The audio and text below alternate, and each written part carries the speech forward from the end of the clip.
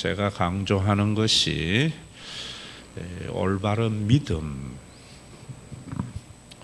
올바른 믿음이 왜 중요하냐 하면은 올바른 믿음이 있어야 올바른 삶을 살 수 있습니다. 우리가 올바른 삶을 살아야만이 우리의 삶에 참 인간다운 삶을 살아갈 수 있고, 그럴 때에 우리가 사는 세상이 지금보다 더 나은 세상으로 발전되어져 갈 수 있기 때문이지요. 그래서 정치인들은 지금도 정의로운 사회가 정의로워야 된다, 그걸 내가 잘할 수 있다 이러는데 거짓말이겠지요. 바른 믿음이 뭔가 하는 것은 너무나 중요합니다. 바른 믿음을 가지는 것은 복음을 제대로 아는 것인데, 성경의 이 복음이 왜곡되지요. 여러분들이 이 부분을 좀 정확하게 알았으면 합니다. 구약 성경에 있는 하나님의 말씀도 복음인데요, 그 복음이 왜곡이 되어져요. 왜 왜곡이 되는가 하면은 제일 먼저 제사장들이 타락을 하게 되는 겁니다. 그래서 선지자들이 끊임없이 제사장들의 타락에 대해서 경고를 하는 거거든요.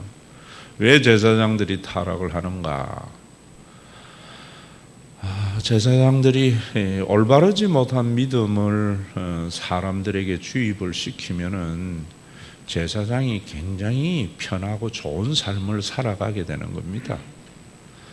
올바른 믿음을 가지면은 백성들이나 사람들이 참 평안하고 좋아요. 그러기 위해서 또 제사장들은 항상 왕들하고 결탁을 하지요. 그래서 이스라엘의 그 구약의 역사도 보면은 그래서 이스라엘이 완전히 세속화되어져 버렸다고요. 그럴 때에 선지자들을 통해서 하나님이 하시는 말씀이 이제 안 되겠다. 하나님이 메시아, 하나님 자신이 메시아로 와서 이 세상을 구원해야 되겠다 라고 예언을 하셨고, 그 예언을 따라서 예수님이 오셔서 하나님을 우리에게 보여주신 거지요. 그의 십자가의 품성을 통해서. 구약의 제사도 마찬가지입니다. 제사를 통해서 우리가 하나님과의 만남, 성전에 들어가서 제사를 통해서 하나님과 연합되고 만남이잖아요. 그게 왜곡된 것을 이제는 더 이상 왜곡되지 못하도록 예수님이 오셔서 영원한 제사를 드리셨습니다. 그래서 하나님의 나라가 이 땅에 이루어졌어요. 그래서 사도행전에 그 하나님의 나라가 점점 확대되어져 갑니다.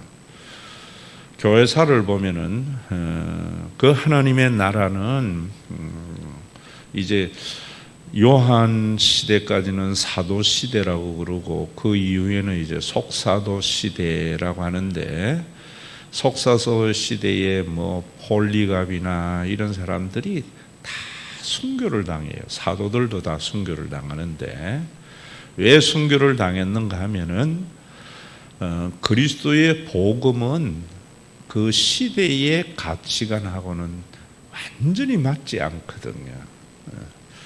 그리스도의 복음이 전파되면은 왕들에게는 절대적으로 불리하게 되어져 있습니다. 누구에게나 다 똑같다는 거지요. 높고 낮음이 없다는 거지요. 그래서 힘에 의해서 지배받는 것이 아니라 전부 다 하나님의 형상을 자기 안에 드러냄으로 말미암아 누구에 의해서 지배받는 것이 아니라 정말 참된 평화가 이루어진다고요. 그런 평화는 지도자들에게는 좋은 것이 못 된다고요. 지도자들은 누구나 그렇게 하는 것보다는 자기가 원하는 것을 실행해서 백성들이 따라와야만이 자기에게 좋은 것이거든요. 그래서 순교를 다 당합니다. 그 순교를 당하지만은 교회는 완전한 하나님의 나라를 보여주고 있는 겁니다. 성경 이후에 이제 속사도 시대까지를, 우리가 속사도 시대를 AD 한 4세기까지 또 길게는 5세기까지 이렇게 나눌 수가 있는데, 저는 어디까지 보는가 하면 콘스탄틴 대제가 기독교를 공인하기 전까지 이래 봅니다. 그래서 여러분들에게 제가 설교하면서도 그런 이야기를 한 거지요. 로마는 힘에 의해서 백성들을 복종해서 평화를 유지하려고 했던 거거든요. 또 전 세계도 로마의 힘에 의해서 지배를 받음으로 세계가 평화로운 세계가 되는 것, 그게 이제 힘이라고요. 그게 이제 세상이고요. 옛날에 우리도 그런 이야기 했잖아요. 조선 놈은 조져야 된다고. 그건 게 팍스 로마나의 생각이지요. 그래 되면 누구냐면 힘 가진 사람들만 좋지, 모든 사람들은 굴종하고 복종해서 있는 그런 평화는 좋은 것이 아니잖아요. 그래서 황제들에게 있어서도 그런 생각으로 로마를 쭉 지배했지만은, 제가 여러분들에게 말씀드릴 때에 콘스탄티누스는 그런 이야기 했잖아요. 그 전에 50명의 무인 황제 시대가 있었어요. 한 50년 동안 250년 동안 황제가 50명이 세워지는가 그랬으니까 길어봐야 5년 정도. 지금 우리나라도 뭐 그런 5년 단임제인데, 참 우리나라도 지금 보세요. 뭐 대통령 되면은 뭐 감옥에 마치면은 감옥에 가는 것. 옛날 황제 바뀌면은 혁명이 일어나면 황제 죽는 거하고 똑같은 어떤 그런 현상을 보는데, 그런 것들은 다 복음적인 것이 아니고 인간의 힘의 논리에서 모든 것이 지배되니까 그런 거거든요. 그래서 우리 국민들이, 제가 여러분들에게 말씀드릴 때에 예수 믿는 사람은 사람에게 기대 안 건다.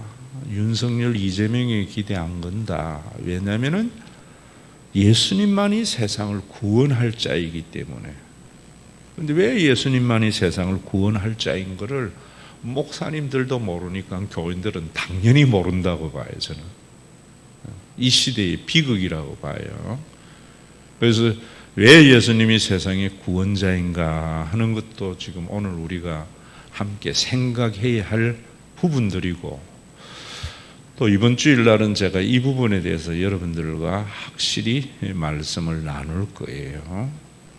여러분들이 그래 되면은 진짜 예수님만이 세상을 구원할 자이다 라고 믿고 바른 삶은 이제는 교회 안에서 누가 대통령이 되면 우리나라가 좋은 나라가 될 거다, 이런 생각은 사라져버려야 돼요.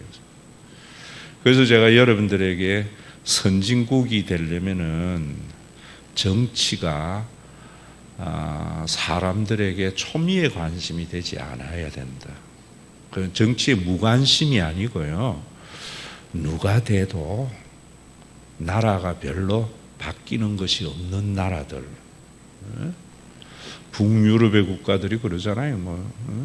총리가 옆에 출퇴근할 때 지하철 타고 가도, 우리는 지하철 타면은 당장 뉴스에 나오는데 그 사람들은 일상이니까 지하철 타고 가도 또 자전거 타고 시내 거리 다녀도 별로 괜찮은 나라, 총리나 나나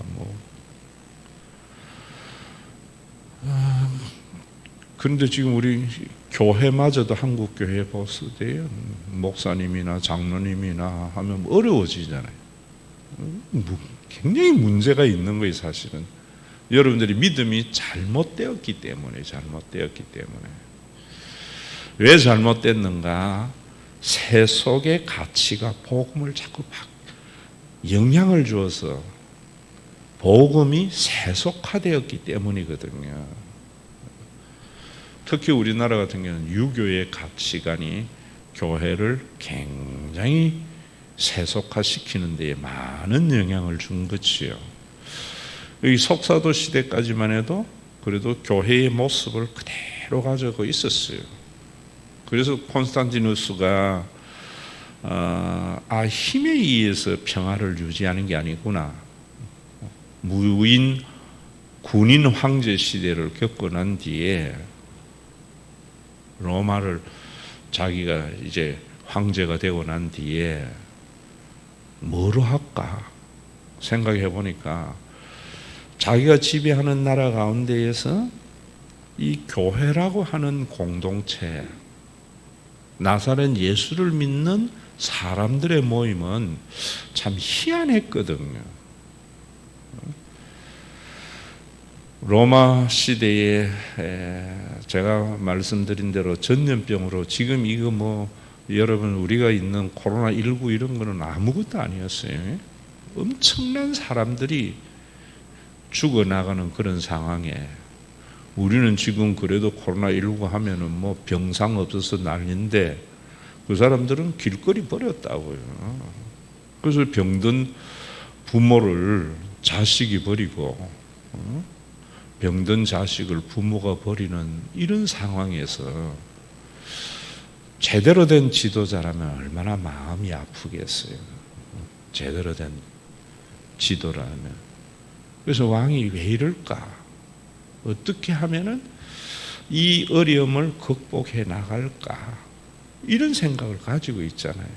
그래서 제가 여러분들에게 말씀드릴 때에 국민의 생각으로 대통령을 헤아리려 하지 마라. 대통령 되면은 생각이 달라요. 저도 목회를 하면서 제일 힘든 게 교인들이 자기 생각으로 목사님도 그럴 거다 생각하거든요. 목사 되면은요 달라요. 제가 2040 여러분들에게도 비전도 이야기하면서도 혹시나 그런 일이 있을까봐 2040 비전의 어떤 실천에서는 담임 목사의 자녀에게는 제외시키는 거다. 이런 이야기도 하는 건데 여러분 참 목사가 되면은 교인들에 대해서 나이가 어리도요 부모가 자식에게 가지는 마음이 조금이라도 있어요. 조금이라도. 교인들은 그런 생각이 교회를 이래 볼 때에도 늘 자녀의 입장에서 이래 보거든요. 말해줘도 잘 모른다고요. 좋은 가정이라는 것은 제가 이야기하지 않습니까? 모두 다 모든 자식이 부모와 같은 마음을 가지고 있으면 그 가정은요 굉장히 좋은 가정이 된다. 부모도 자식 같은 감정 가지는 게 뭐예요? 돈 벌어 가지고 지 좋은 옷 사입고 지 거는 챙기는데 자식이나 마누라 안 돌보면 그거는 가정이 희한한 가정이잖아요. 그런데 어린 자식도 자기 역할을 하면서 부모와 같이 어쨌든 간에 우리 가정 이루려고 하면은 그 얼마나 좋은 가정이 되어져요. 여러분들 저는 우리 교회가 바로 그래야 되고 또 목사님들은 하나님의 마음으로 목회를 하고 교회를 보면은 정말 교회가 제대로 된다고 봐요. 그런 게 속사도 시대까지는 되어졌는데 콘스탄티누스가 기독교를 공인하면서부터 교회가 힘과 돈을 가지게 되거든요. 그러면서 세속화되는 거예요.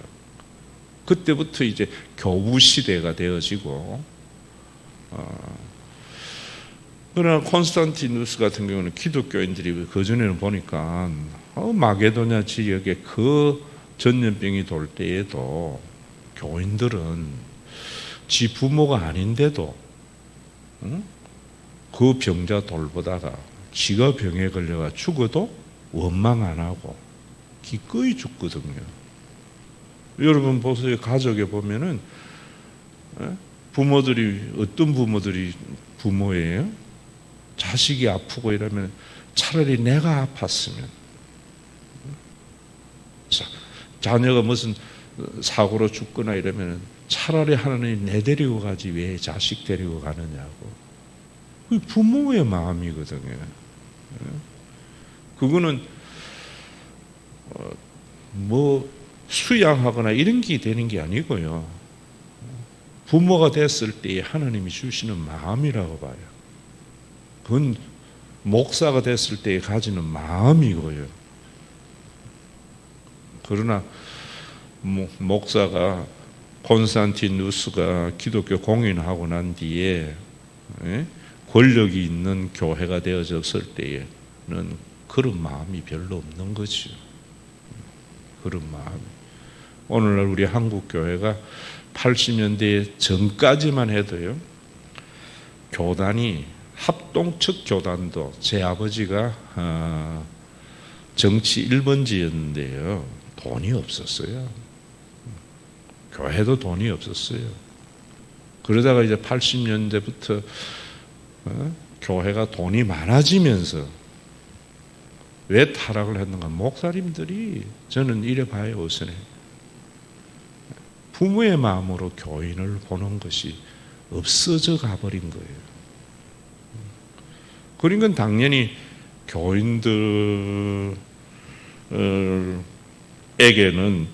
그런 것이 뭔지도 모르고 그냥 복종, 순종.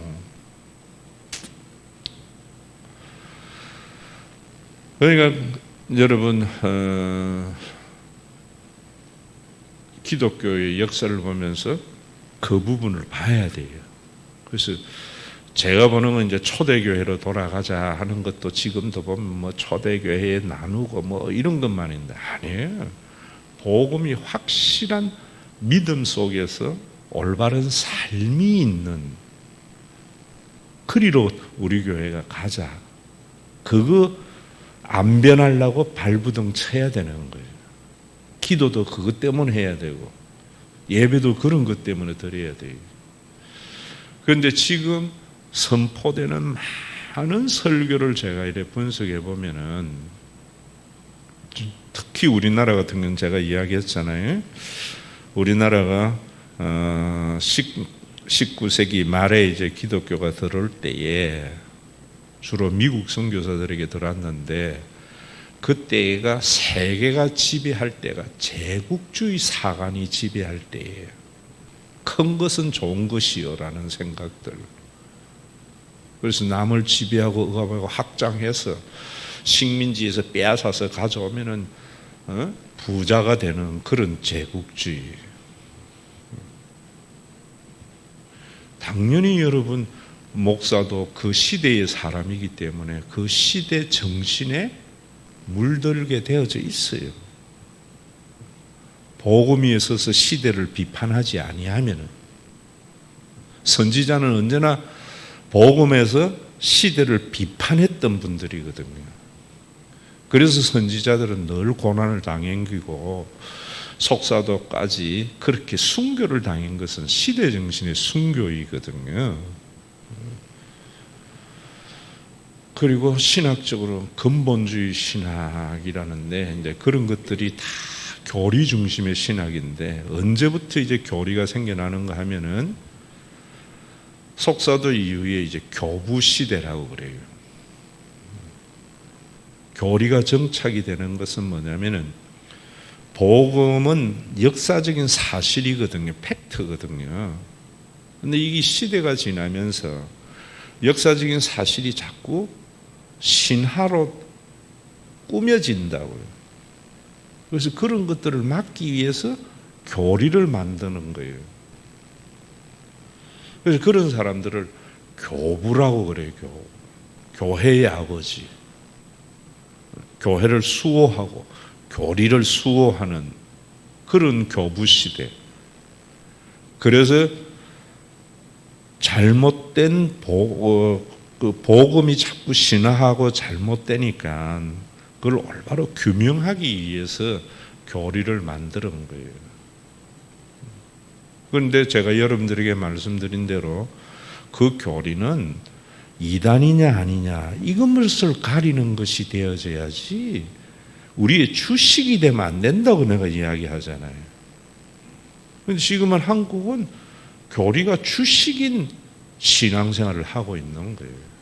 그런데 그 교리가 들어올 때에 주로 이제 누구의 영향을 짓는가 하면은 이 성경에도 보면은 요한복음이나 로마서에는 그 시대가 어느 시대냐면은 헬라 시대.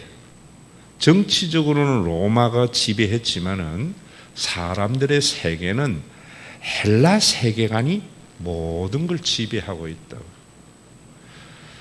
제가 우리나라 대한민국을 보면은 지금은 우리가 민주공화정이라는 정치 체계는 가지고 있지만은 모든 사람들의 사상은 성리학, 유교의 정신 세계가 모두 다 지배하고 있어요. 그래서 정치 형태라든지 사람들의 가치관을 보면은 대부분 유교적인 가치관, 교회 다니는 사람들 속에서 그런 게 너무나 많아요. 너무나 많아요. 500년 동안 우리가 가져온 생각이고요.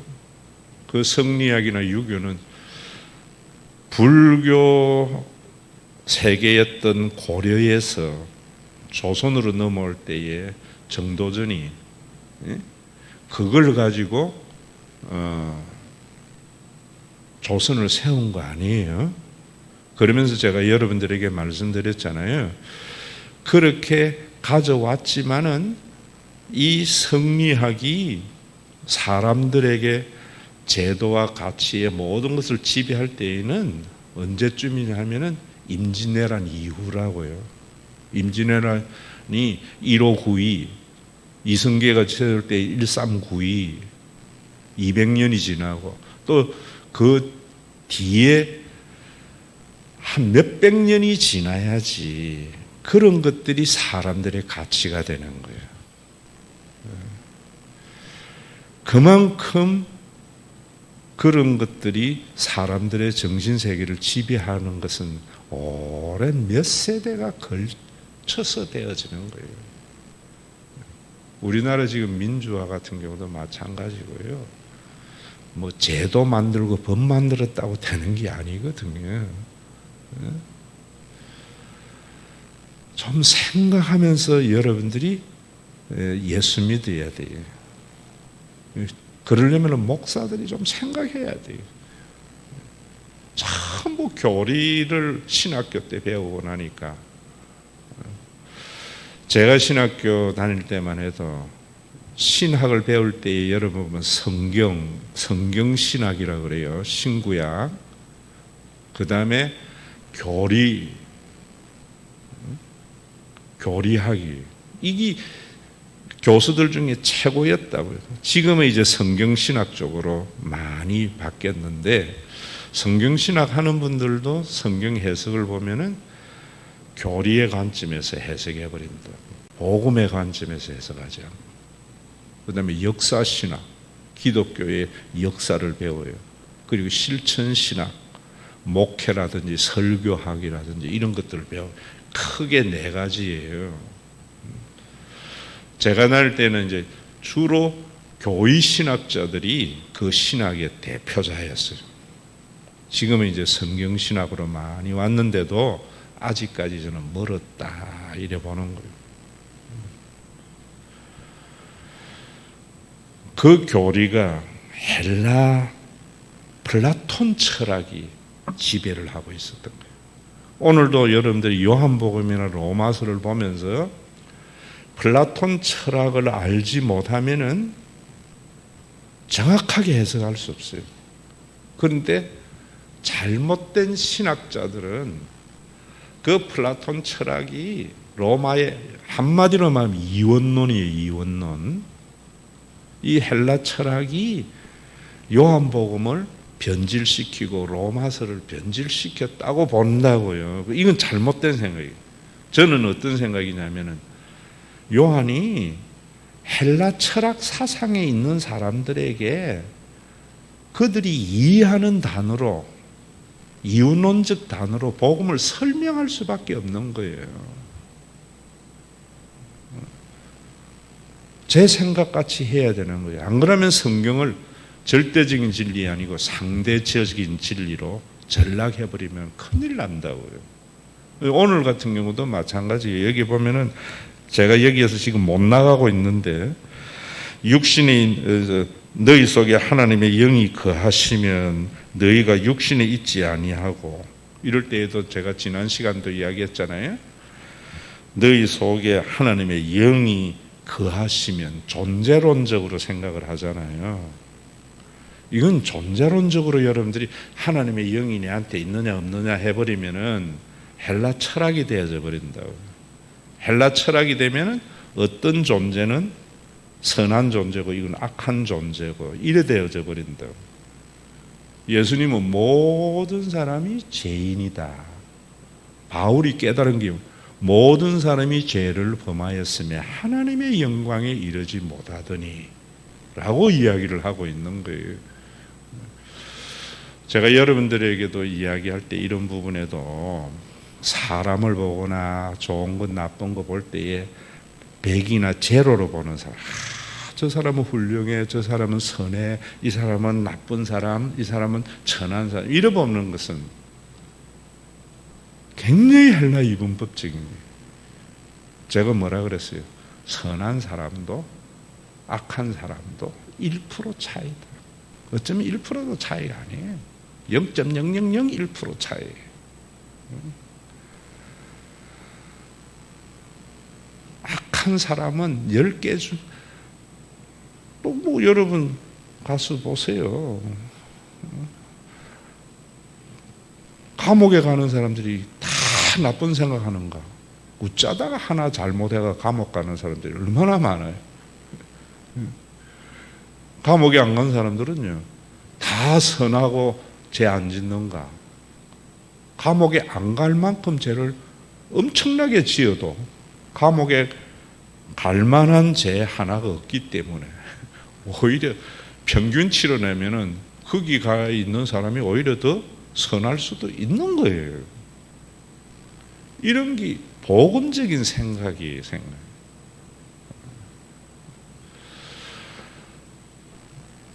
자, 여러분들에게 제가 지금 말하는 걸 이해해야 돼요. 그 이원론적 생각, 플라톤의 생각을 제하지 아니하면 복음이 일어나지 않아요. 그 교부 시대에는 그 플라톤적 이성적인 생각을 가지고 복음을 체계화한 것이 교리예요. 그랬다가 또 여러분들에게 이런 이야기도 하겠지만은 중세 암흑기가 와버린다고요. 우리가 흔히 중세 천년 이래를 보는 것은 뭐냐면은 BC 한 5세기, 전 한 4세기부터 보는데요.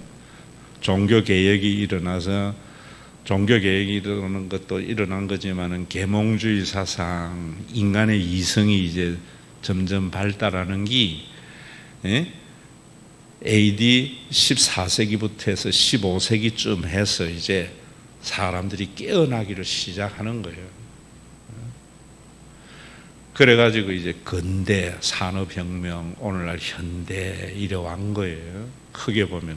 그러면 그 사이에는 1000년 동안 캄캄한 암흑의 시대였어요. 그 암흑의 시대를 만들어낸 게 뭐냐면 교리였단 말입니다. 교리를 가지고 사람들을 탁 긁어매니까 그게 이제 지금의 천주교하고 그때의 천주교는 좀 많이 달라요. 지금의 천주교는 1961년 제2바티칸 종교회의 이후에 많이 달라졌어요. 그래서 주로 우리 기독교 목사님들이 욕하는 것은 중세시대에 그때 가톨릭을 욕하는 건데 뭐 자기네들 조상 욕하는 거니까 할 수 없는 거지만은, 그러면 그 사람들은 그건 그때고 지금은 한국 교회는, 우리는 종교 개혁자들이 개혁할 때 그때의 개혁이 우리 속에 내 것이냐 하는데 그 개혁이 너무나 퇴색되어져 가지고 지금은 유대교화 되어져 있는데도 참 웃긴다고 내가 볼 때에는. 이런 것도 모르고 그냥 아멘 켜사코 뭐 이러니까 얼마나 답답한지 몰라요. 그러니까 여러분들이 신앙이 여러분들의 삶을 참 자유롭게 하고 그 자유가 여러분들 속에 참 평안을 가져다 주는 이 놀라운 복음의 능력이 없는데도 교리에 갇혀가지고 극이 단줄 아는 거예요. 제가 여러분들에게 참 깨우기 힘든 거는 이런 거는 철학사에도 나오는 이야기지만은 우물안 깨구리 이야기 있잖아요. 우물 안에서 하늘을 쳐다보면은 요만한 금만 보여요. 그 우물안 깨구리에게 우물 밖에 있던 깨구리가 암만 이야기해줘도 몰라요.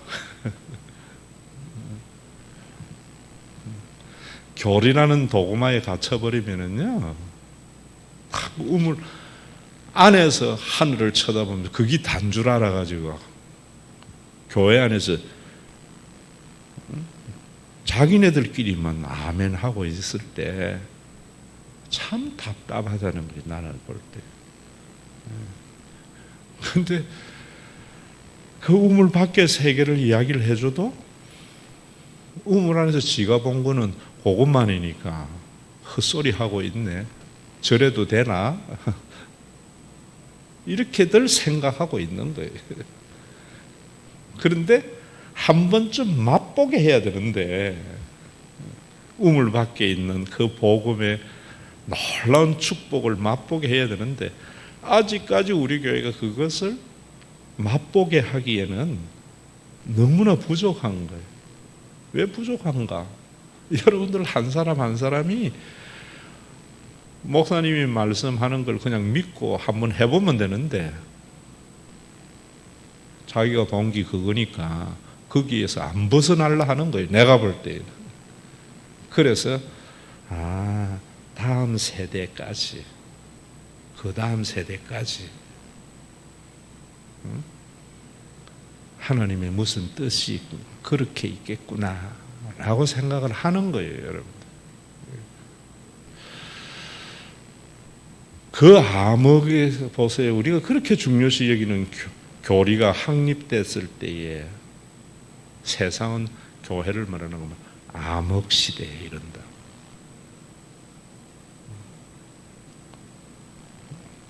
좀 여러분들이 가지고 있는 선입견을 버리라는 게 제가 그런 이야기예요.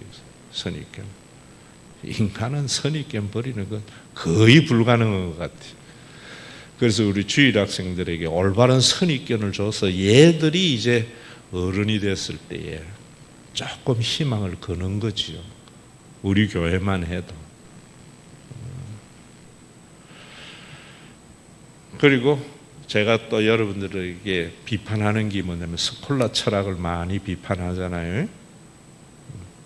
스콜라 철학은 중세의 후반기에 교회에 미친 영향이에요.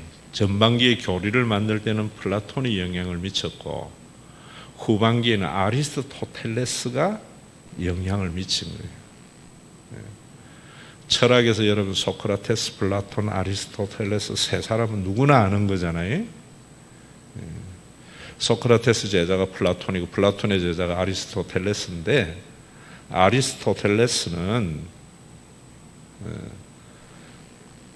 플라톤의 제자지만은 굉장히 존경하고 따랐지만은 그걸 비판한 거라고.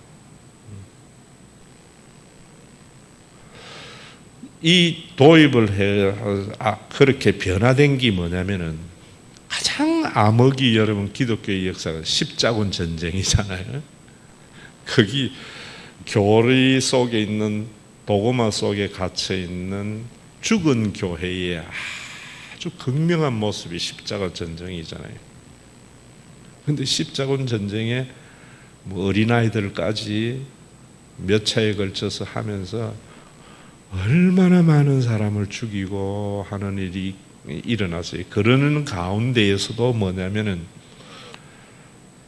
이교도의 세계가 교회 안에 섞이기를 시작하는 거예요.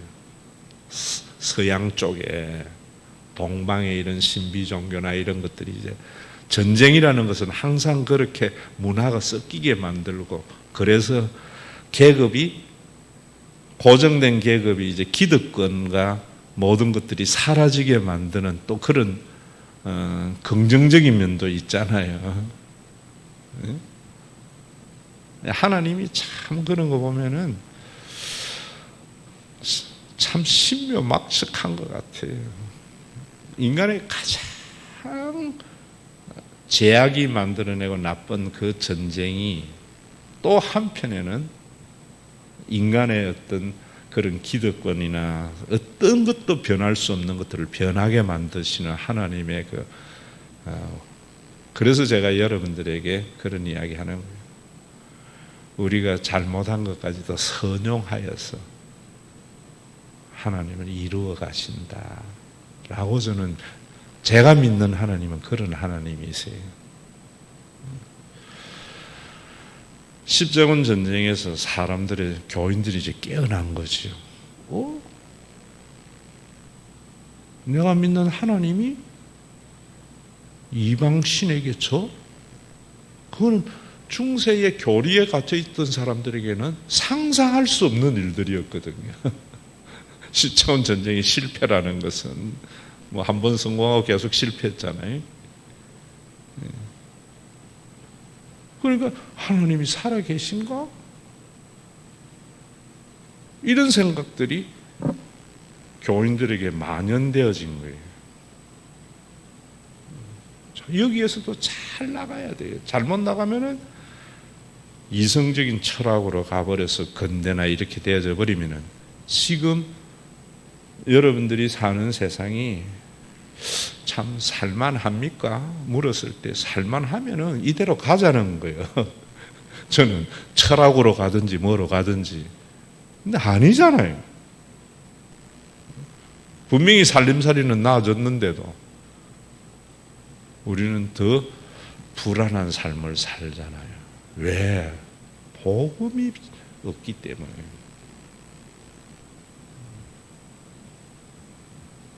그래서 이제 신학자들이 교리를 변증하는 일을, 아리스토텔레스의 철학은 굉장히 논리적이거든요. 그걸 도입해가지고 이제 변증을 하기를 시작하는 거예요. 신에 대한 존재의 증명도 그렇고, 지금 우리가 성화라는 개념이 있잖아요. 성화. 우리 기독교 쪽에서는 성화라는 말을 참 많이 안 쓰는 것 같아요. 천주교 같은 성화 이런 부분, 성결교나 이런 데는 많이 쓰는데, 그런 게 뭐냐면 다 아리스토텔레스의 철학의 영향이에요.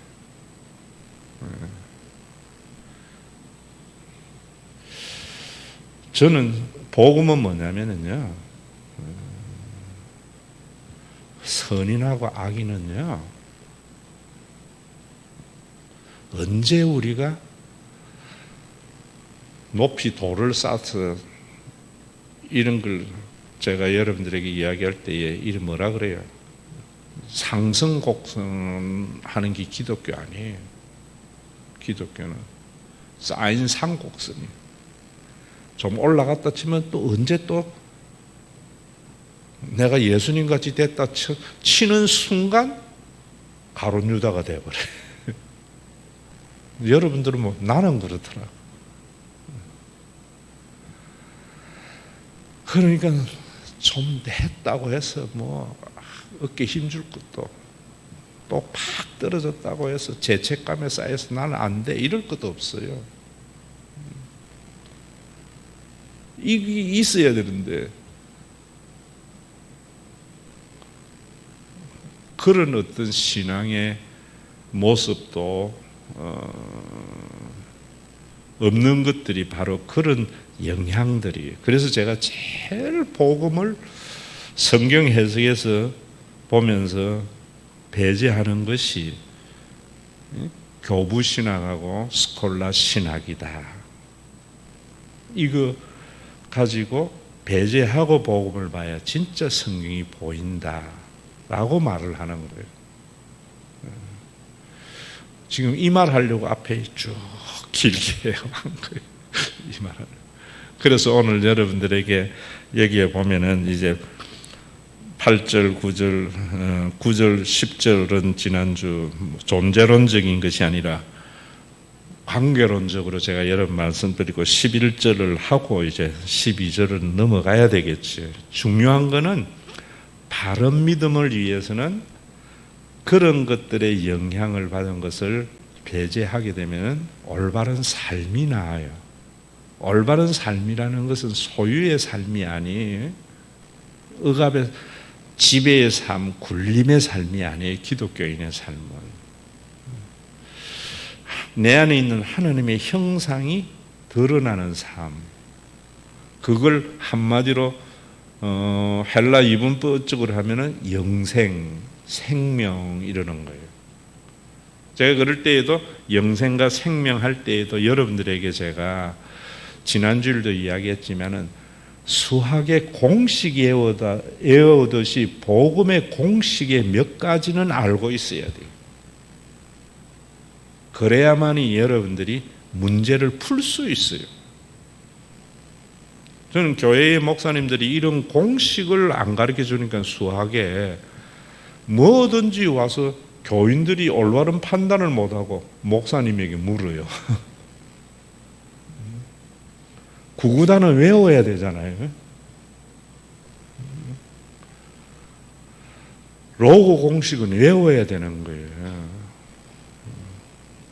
그래서 지난주에 제가 여호와 신앙 체계, 우상 신앙 체계 이런 것들은 반드시 그 공식과 같은 거 그거 가지고 보면은 많은 문제가 풀린다고요.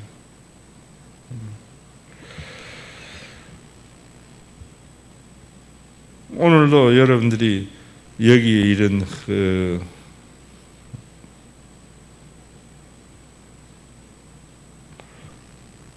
이 공식 생명이라는 것을 이야기할 때 제가 뭐라 그랬어요?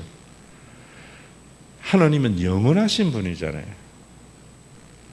인간은 유한한 분이죠. 유한한 거잖아요. 이걸 존재론적으로 나눠버리면은 플라톤 철학이 되어버리는 거예요. 헬라 철학이 되어버리는 거예요. 그러면 삶이라는 것은 제가 이야기했잖아요. 영원한 존재, 유한한 존재. 이러면 영원한 존재, 하나님은 선하고 인간은 유한한 거, 악하고 이래버린다고요.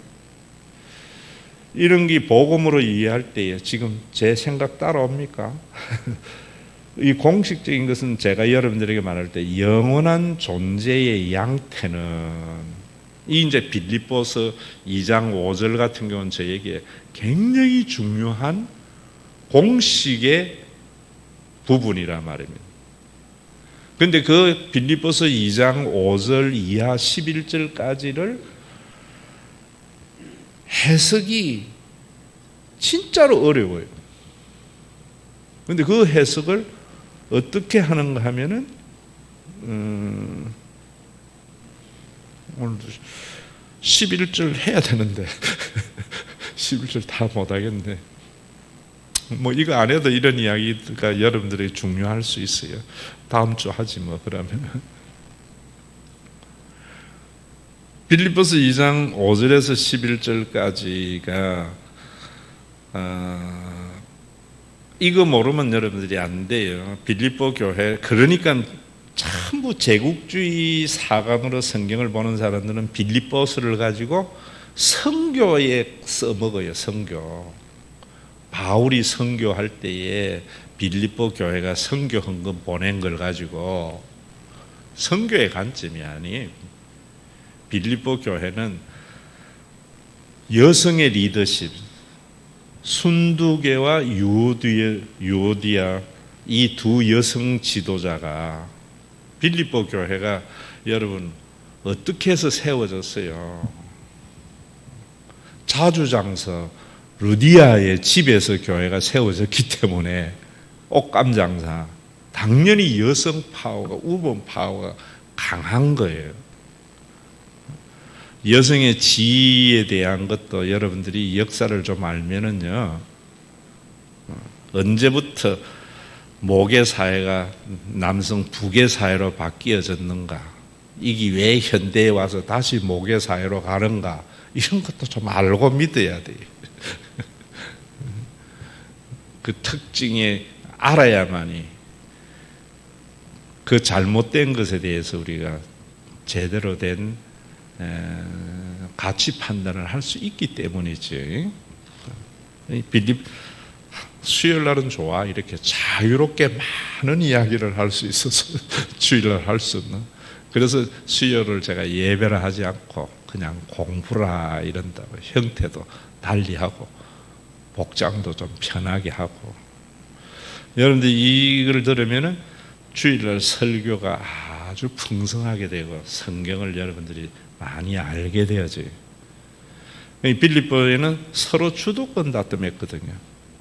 다툼과 허영이라는 나오잖아요.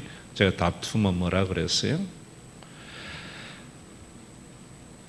자기의 주장을 가지고 상대방을 꺾으려고 하는 것. 허영은 뭐냐면 헛된 주장을 통해서 주도권을 잡으려고 하는 것. 인간 공동체에게 어디나 있는 거잖아요. 교회에도 그런 게 너무나 많아. 그 문제를 해결하기 위해서 뭐라는 거야? 너희는 그리스도의 마음을 본받아라. 다시 말하면은 너 안에 있는 그리스도의 영의 생각, 하나님의 형상의 생각을 나타내라. 그러면서 그는 근본 하나님과 본체시나 하나님과 동등됨을 취할 것으로 여기지 아니하시고, 이런 걸 겸손이라 해버리면은 기독교는 복음이 안 되고 윤리학이 된단 말입니다. 그는 근본 본체시나, 예수님은 하나님의 본질이 우리 가운데 드러나신 분이다. 창조주 하나님은 어떻게 하는 거면 그래서 예수 그리스도의 프리즘을 통해서 하나님을 봐야 돼요. 여러분, 태양을 보면은 태양을 볼 수 있어요, 없어요? 못 보잖아요, 우리 눈으로는. 그런데 거기에 프리즘이나 이런 것을 통해서 보면 태양이 선명하게 보이잖아요. 제가 동양 철학이나 서양 철학을 요즘 공부를 쭉 해볼 때에 뭐 도라든지 불교의 공이라든지 이런 것들 보면은 존재는 있으나 존재는 없으나 존재하는 것, 대부분 설명을 그렇게 해요. 왜 그런가 하면은 인간의 눈으로 분명히 볼 때에는, 그래서 현묘하다 이런 말도 해요. 현묘라는 것은 뭐냐면 거물현이잖아요. 묘, 이런 것들이 뭐냐, 너무 어둑어둑할 때 잘 안 보이잖아요. 또 너무 밝아도 눈에 부셔서 안 보이잖아요. 그런 걸 현묘하다 이렇게 이야기를 하는데, 노자 철학에서는 해를 이렇게 쳐다보면 여러분들이 못 보잖아요. 그래서 하나님을 잘 못 보니까 유대교가 엉망진창된 거예요. 그래서 예수님의 프리즘을 가지고 하나님을 딱 보면은 선명하게 하나님이 보이는 거예요. 어떻게 선명하게 본 것이 뭐냐면 은혜의 하나님이에요. 그래서 제가 여러분들에게 은혜라는 말을 참 많이 하는 기고, 그 은혜의 빚진 자의 삶이라는 이야기를 하는 거예요. 그럼 그 하나님을 여러분들이, 그래서 예수님은 하나님의 성품을 선명하게 볼 수 있도록 십자가를 통해서 봐야 되고요.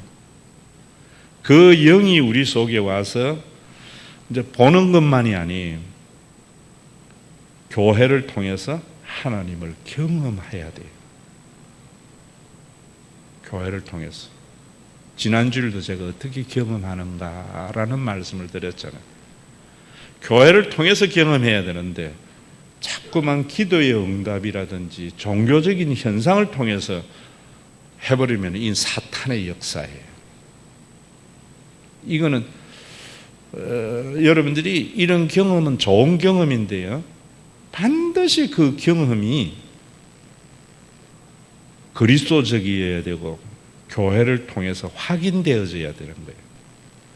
여러분들이 신앙적인 체험을 해도 이 신앙적인 체험이 반드시 교회를 통해서 하나님을 체험하게 되는 것이 되어져야 되고 그리스도적인 것이 되어야 돼요. 그러면 오늘 공식 요것만 이야기하고 말게요. 공식이라고 할 때에 영원한 존재의 양태는 빌립보서 2장 5절에 보면은 자기를 내어줌. 그래서 하나님, 저 사람에게 하나님의 영이 있느냐 없느냐는 것은 저 사람은 자꾸 소유해서 만족을 누리려고 하는 사람은 영이 없는 사람이에요. 우리는 다 소유하려고 하는 본능이 있잖아요. 죄인이 유한한 존재이니까. 그런데도 하나님의 영은 뭐냐면 춤으로 말미암아 행복하게 하려고 하는 삶. 진짜 행복은 거기에 있거든요. 그래서 유한한 인간의 양태는 뭐든지 가지려고 해요. 유한한 인간은 언제나 인간에게 남기려고 그래요. 남기려고 하는 걸 제가 창세기 강의할 때 유적 문화, 바벨론 문화 이랬어요. 목사님들이 자꾸 성령 몇십 년, 자기 어깨 그 다음에 큰 예배당 내가 했고, 전부 인간적인 거예요. 유한한 인간의 삶의 양태예요. 여러분들이 어디에 가서 자기를 교회도 그런 거 있잖아요.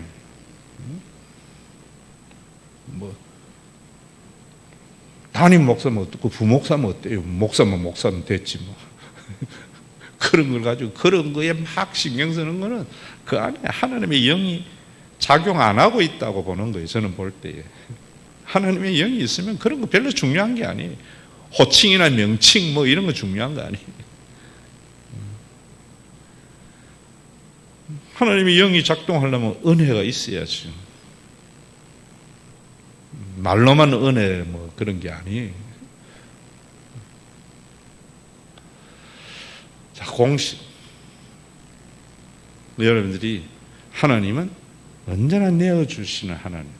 인간은 언제나 취하려고 하는 인간. 이 존재의 양태.